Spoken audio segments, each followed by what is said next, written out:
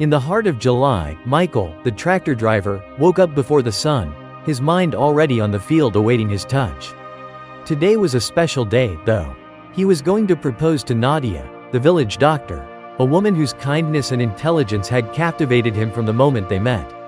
He'd let time slip by, and now he was filled with regret for not asking her sooner. As he maneuvered the tractor through a new patch of land, nestled in the embrace of a sprawling forest, something caught Michael's eye.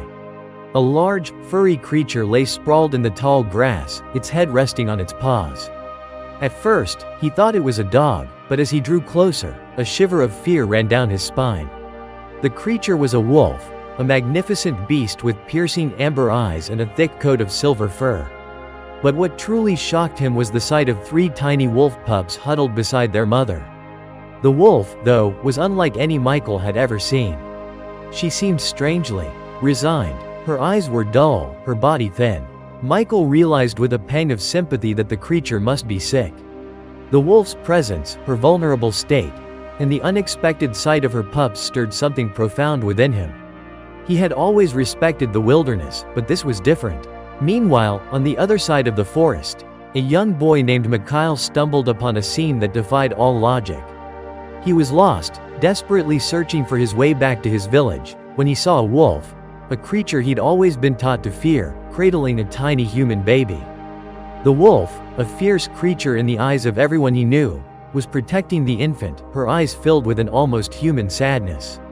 Mikhail, confused and scared, understood the wolf's silent plea. The creature was begging him to help. He was in awe of this magnificent creature, who had defied her nature to save this fragile human life. He felt an inexplicable connection to the wolf, an understanding of her desperate need to protect the child. Taking a deep breath, Mikhail approached the wolf, his heart pounding in his chest.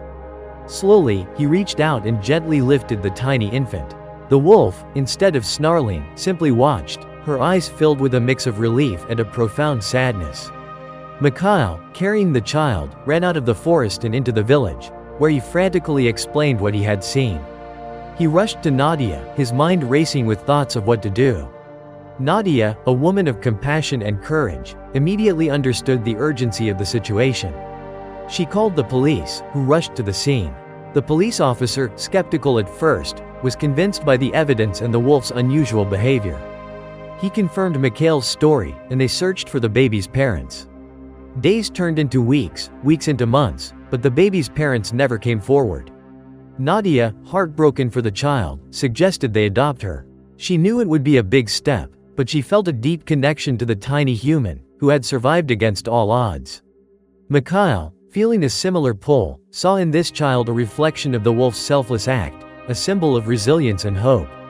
He knew it was time to ask Nadia the question he'd been wanting to ask for so long. He took her hand, his eyes filled with love and a newfound understanding of life's precious gifts. "Nadia," he said, his voice a little shaky with emotion, "will you marry me? And will you share your life with this little girl?" Nadia's eyes welled up with tears.